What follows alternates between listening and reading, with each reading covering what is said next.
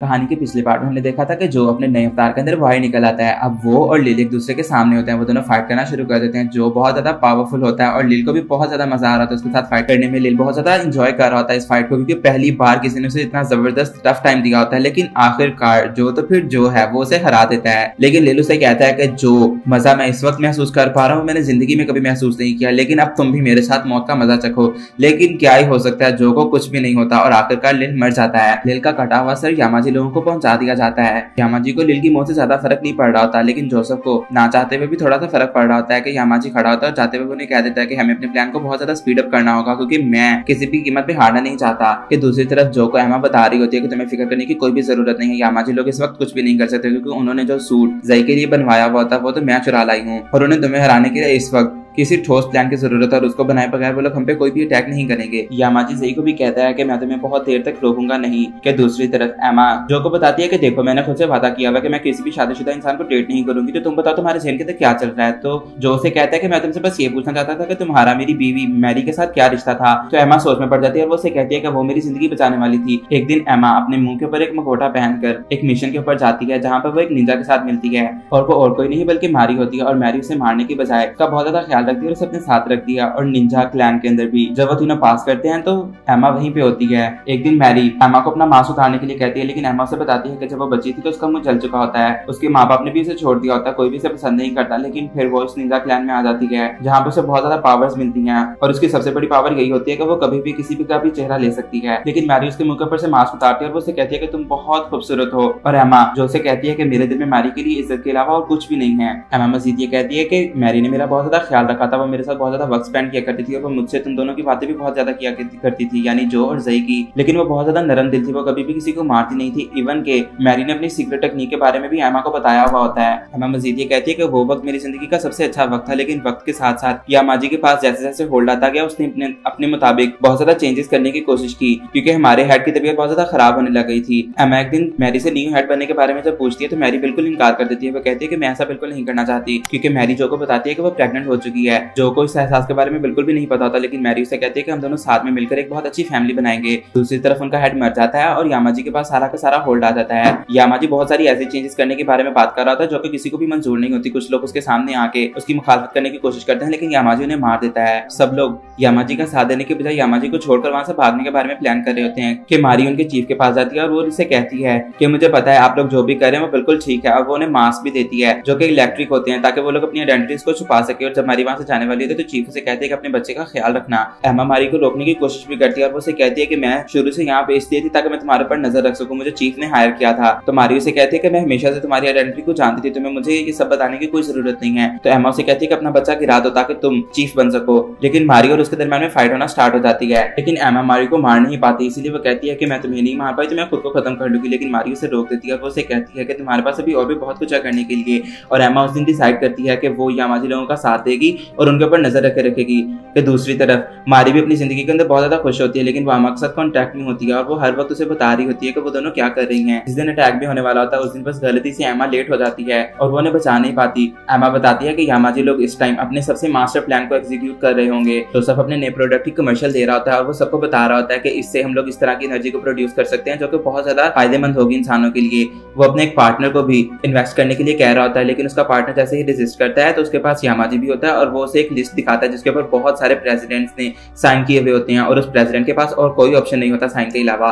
दूसरी तरफ Jason mic के ऊपर बहुत ज्यादा गुस्सा होता है, वो उसे कहता है कि तुमने मुझे इस समय फंसा दिया। तो माइक उसे कहता है कि तुम्हारे पास इसके अलावा और कोई हल भी था, औजा वाले तुम्हें पहले ही ढूंढ रहे थे और अगर वो तुम्हें ढूंढ चुके होते तो अब तक वो तुम्हें मार चुके होते। कि दूसरी तरफ एमा और जो एमा की अकल और जो की पावर का इस्तेमाल करते हुए औजा सिटी को जैसे तैसे करके लीव कर देते हैं और सब लोगों ने देखते ही रह जाते हैं। कि अब जाते हुए एमा जो को बताती है कि हम लोग को एक पावर पॉइंट पे जाना होगा जहाँ पे जाके हमें उसे खत्म करना होगा ताकि हम लोग औजा सिटी को थोड़ा सा वीक कर सकें। अब रात को जो बाहर बैठा हुआ मैरी के बारे में सोच रहा था वो बहुत ज्यादा डिस्टर्ब होता है और एमा उसे देख रही होती है और वो खुद से वादा करती है कि वो उसे किसी भी कीमत के ऊपर बचा के रहेगी। कि दूसरी तरफ कुछ सोल्जर्स का सामना लिली के साथ होता है, लिली उन्हें बहुत बेरहमी के साथ मार देती है और जोसेफ ये सब कुछ अपने पार्टनर्स को दिखा रहा होता है कि हम लोग इस तरह की एनर्जी को जनरेट करना चाह रहे हैं जो कि निंजास को और भी ज्यादा पावरफुल कर देगी। कि दूसरी तरफ डी अपनी पावर को चार्ज कर रहा होता है और वो बहुत ज्यादा पावरफुल हो चुका होता है। एमा भी वहां पे पहुंच चुकी होती है कि उसका सामना डी के साथ होता है, वो भाग रही होती है और डी उसके पीछे पीछे होता है। डी उसके ऊपर अटैक करने वाला होता है कि अचानक से जो आ जाता है। अपने आर्मर के अंदर। डी जो से कहता है कि चलो हम लोग एक ग्रेसफुल फाइट लड़ते हैं, हम लोगों को इस तरह से लड़ने की कोई जरूरत नहीं है। अब उन दोनों के दरमियान में फाइट होना स्टार्ट हो जाती है और एमा वहां पे खड़ी हुई सोच रही होती है कि वो उस प्लान को किस तरह से खत्म करेगी। जो और डी एक दूसरे को बहुत ज्यादा टफ टाइम दे रहे होते हैं, वो दोनों भी किसी भी कीमत के ऊपर हार मानने के लिए तैयार नहीं होते। एमा भाग रही होती है कि डी उसके ऊपर भी अटैक कर रहा होता है, लेकिन एमा जैसे तैसे करके उस प्लान के पास पहुंच जाती है, कैप्सूल को फेंकती है और उसके ऊपर गोली चला देती है कि अचानक से सब कुछ तबाह होना शुरू हो जाता है और एमा भी नीचे गिर रही होती है। एमा को लग रहा होता है कि वो मर जाएगी, लेकिन जो नीचे आता है और उसे बचा लेता है। जो के सूट की बैटरी खत्म हो जाती है, लेकिन डी उसे कहता है कि ये मेरे असूलों के खिलाफ है कि सामने वालों को बिना किसी हथियार के मार दूं, इसलिए हम लोग अगली बार मिलेंगे तो हम लोग बहुत जबरदस्त तरीके से फाइट करेंगे। और डी वहां से चला जाता है। जो एमा की पट्टी के अंदर मदद कर रहा होता है, तो जो उसे कहता है कि तुम्हें मुझे इतना बचाने की कोई जरूरत नहीं है कि तुम अपनी जान का भी ख्याल ना करो। एमा उसे कहते हैं कि तुम्हें फिक्र करने की कोई जरूरत नहीं है, मैंने खुद से वादा किया है कि मैं तुम्हें हर हाल में बचाऊंगी। अचानक से एमा को अलार्म महसूस होता है, जिसके ऊपर उसे पता चलता है कि उसका कंप्यूटर किसी ने ऑपरेट किया है। माइक और जेसन उसकी गाड़ी के अंदर होते हैं और जेसन उसके कंप्यूटर को हैक करने की कोशिश कर रहा था, लेकिन जेसन माइक को बताता है कि मैं इस कंप्यूटर को हैक नहीं कर पा रहा। कि अचानक से उनकी गाड़ी के अंदर एक म्यूजिक चलना स्टार्ट हो जाता है और माइक को याद आता है कि ये म्यूजिक तो तब चल रहा होता है जब वो दोनों यानी माइक और एमा एक बार के अंदर होते हैं। वो दोनों बिल्कुल छोटी छोटी बातों के ऊपर बहस रहे होते हैं और सब लोगों ने देख रहे होते हैं कि अचानक से माइक जाकर गाना गाना शुरू कर देता है। वो लोग हमेशा से ऐसे ही तो थे कि ड्यूटी के ऊपर वो लोग बहुत अच्छे से काम किया करते थे और उसके बाद वो लोग हर बात के ऊपर लड़ पड़ा करते थे। कि अब जेसन और माइक गाड़ी के अंदर होते हैं और वो थोड़े से घबराए हुए होते हैं कि जेसन अपनी बेवकूफी का इजहार करता है और माइक जब बाहर निकलता है तो उसे पता चलता है कि वो जो और एमा है। अब वो लोग बैठ जाते हैं, वो लोग बातें करना शुरू कर देते हैं। माइक को एमा के ऊपर बहुत ज्यादा गुस्सा आता है और एमा उसे एक्सप्लेन कर रही होती है कि उसकी इंटेंशंस गलत नहीं थी, वो तो बस आउजा सिटी के ऑर्डर्स को मान रही थी, लेकिन हकीकत में वो आउजा सिटी के खिलाफ ही थी। माइक को उसके ऊपर बहुत ज्यादा गुस्सा आता है और माइक वहां से उठ के बाहर चला जाता है और बाहर जाकर भी वो बेचारा जख्मी हो जाता है। अब एमा माइक की मदद कर रही होती है और वो उसे सॉरी करती है। माइक उसे अपनी बेटी की बनाई हुई पेंटिंग दिखाता है और वो उसे कहता है कि मेरी बेटी तो मर गई है, लेकिन मैं तुम्हें कुछ भी नहीं होने दूंगा। वो दोनों अपने मसले को हल कर रहे होते हैं कि दूसरी तरफ जो और जेसन अपने कामों के अंदर मसरूफ होते हैं। एमा उन सबको कहती है कि हम लोग हाथ के ऊपर हाथ धरे बैठे नहीं रह सकते, हम लोगों को कुछ करना होगा।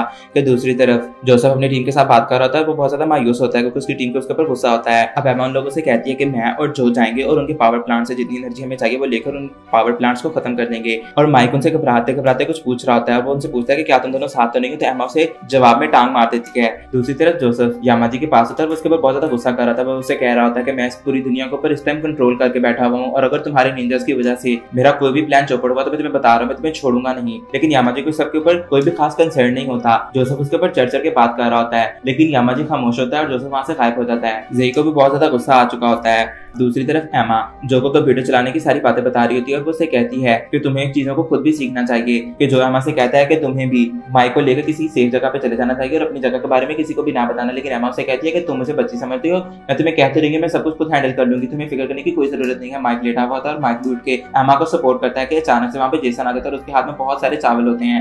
सब लोग उसे देख के बहुत ज्यादा खुश हो जाते हैं और जेसन सबको सर्व कर देता है और वो लोग खाना खाना शुरू कर देते हैं और एमा उन्हें देख रही होती है और एमा को याद आता है कि मैंने भी यही कहा करती थी कि एक टीम एक फैमिली से कम नहीं होती। कि दूसरी तरफ जोसेफ अपने पार्टनर के साथ बात कर रहा होता है और उसके पार्टनर को जोसेफ के ऊपर बहुत ज्यादा गुस्सा आ रहा होता है। जोसेफ का भी दिमाग खराब हो जाता है और वो दोनों अपने फोन कट कर देते हैं। डिली वहीं पे होती है और वो जोसेफ को समझाने की कोशिश करती है, लेकिन जोसेफ से कहता है कि डी को फोन करो, मुझे अभी उससे बात करनी है। लेकिन डी हेयर कट ले रहा होता है और वो किसी का भी फोन सुनने के मूड में नहीं होता और जोसेफ को इस बात के ऊपर भी गुस्सा आ जाता है। अब जोसेफ चल रहा होता है, वो जई से मिलता है। वो जई से कहता है कि अगर मैं तुम्हारा बॉस होता तो मैं तुम्हें जरूर ऑर्डर देता कि जाओ और जाकर जो को खत्म कर दो। कि जई जब मेंटेनेंस रूम में जाता है तो उसे पता चलता है कि जोसेफ अभी भी डी के आर्मर के ऊपर कुछ काम करके गया है। कि दूसरी तरफ एमा और जेसन साथ में वर्क कर रहे होते हैं आउजा सिटी के सॉफ्टवेयर को हैक करने के लिए। माइक जो के पास होता है और वो उसे बात कर रहा होता है। माइक जो को कहता है कि अगर मैं मर भी जाऊं तो तुम्हें एमा का बहुत ज्यादा ख्याल रखना होगा और उसे एक अच्छी जिंदगी देनी होगी। एमा जेसन से कहती है कि हम लोगों को इस सॉफ्टवेयर को किसी भी कीमत के ऊपर हैक करना होगा और वो दोनों बहुत ज्यादा एक्साइटेड होते हैं ऐसा करने के लिए। कि दूसरी तरफ डी को फोन आता है और उसे बताया जाता है कि उसका आर्मर बिल्कुल तैयार है और डी भी एक्साइटेड हो जाता है फाइट करने के लिए। जेसन बहुत ज्यादा एक्साइटेड होता है हैक करने के लिए कि अचानक से उनके ऊपर अटैक हो जाता है। जो अपने आर्मर के अंदर फाइट करने के लिए पहुंच चुका होता है। कि माइक भी एमा से हथियारों के बारे में पूछता है और उसे हथियारों के बारे में बता दिया जाता है। एमा और जेसन किसी भी तरह से काम कर रहे होते हैं, लेकिन एमा जेसन से कहती है कि क्या तुम अकेले से काम कर लोगे क्योंकि मुझे बाहर जाना होगा फाइट करने के लिए। और जेसन कहता है कि हाँ बिल्कुल, और एमा भी बाहर निकल जाती है फाइट करने के लिए। डी और जो एक दूसरे को बहुत ज्यादा टफ टाइम दे रहे होते हैं, वो दोनों बहुत जबरदस्त तरीके से फाइट कर रहे होते हैं। कि दूसरी तरफ एमा और माइक भी सोल्जर्स को खत्म कर रहे होते हैं ताकि वो लोग किसी भी तरह से सर्वाइव कर सकें। कि अचानक से माइक को गोली लग जाती है और एमा बहुत ज्यादा परेशान हो जाती है। लेकिन माइक के कानों के अंदर जो का जवाब चल रहा होता है क्योंकि जो ने उसे कहा होता है कि मैं एमा को बचाऊंगा, लेकिन मैं कभी भी अपने मिशन को इस सबके रास्ते में नहीं आने दूंगा क्योंकि मुझे यामाजी को किसी भी हाल में खत्म करना है। कि माइक उठ जाता है और वो दिखाता है कि उसके अंदर से प्रोटेक्शन पहनी हुई थी और एमा उसे कहती है कि चलो आओ बॉस, अब हम सब मिलकर इन सबको खत्म कर दें। एमा और माइक एक दूसरे को बचाते हुए सोल्जर्स को खत्म कर रहे होते हैं, वो बहुत जबरदस्त तरीके से फाइट कर रहे होते हैं। कि दूसरी तरफ जो ने भी डी को हरा दिया होता है और उसके सीने के आर पार तलवार को साधी होती है। डी कहता कहता है कि ये एक बहुत जबरदस्त फाइट थी। एमा उनके पास आती है तो डी उसे कहता है कि आखिर तुझे धोखा क्यों दिया। उसने बहुत जबरदस्त सवाल किया होता है और एमा उसे जवाब देती है कि मैं जिस मिशन के ऊपर थी मैंने उस मिशन को कभी भी धोखा नहीं दिया, इसीलिए मैं किसी भी बात के लिए गिल्टी नहीं हूँ। और डी को एक लाजवाब जवाब मिल चुका होता है। लेकिन अचानक से डी के कॉस्ट्यूम के अंदर से एक बहुत तेज रोशनी निकलती है और वो जो को कैप्चर कर लेती है। माइक एमा को बचाने के लिए भाग रहा होता है लेकिन एमा माइक को बचा लेती है और एक जबरदस्त ब्लास्ट एमा को दूर फेंक देता है। जोसेफ को अपनी हार के ऊपर बहुत ज्यादा गुस्सा होता है कि अचानक से जो उठता है और उसकी नजर माइक के ऊपर जाती है जो कि एमा के पास बैठा हुआ होता है। वो भी भागकर एमा के पास आता है और उसका मास्क डिसअपीयर हो रहा होता है। माइक रो रहा होता है और एमा उसे कहती है कि मैं हमेशा से अकेला मरना चाहती थी, मैं नहीं चाहती थी कि कोई भी मुझे देखे मरते हुए। अचानक से एमा गाना गाना शुरू कर देती है। जब माइक और वो बार में होते हैं तो माइक उसे एक कीचेन गिफ्ट करता है और गाना गाना शुरू कर देता है। एमा वही गाना गा रही होती है और एमा एक पुरसुकून बहुत मर चुकी होती है। जो उसकी चिता को आग लगा देता है और वो कहता है कि अब हम लोगों को लड़ाई के लिए तैयार रहना होगा। कि दूसरी तरफ ज़ई का सूट भी तैयार हो चुका होता है और वो भी फाइट के लिए बिल्कुल तैयार होता है। कहानी में आगे क्या होगा ये जानने के लिए चैनल को सब्सक्राइब कर दें और वीडियो को लाइक कर दें।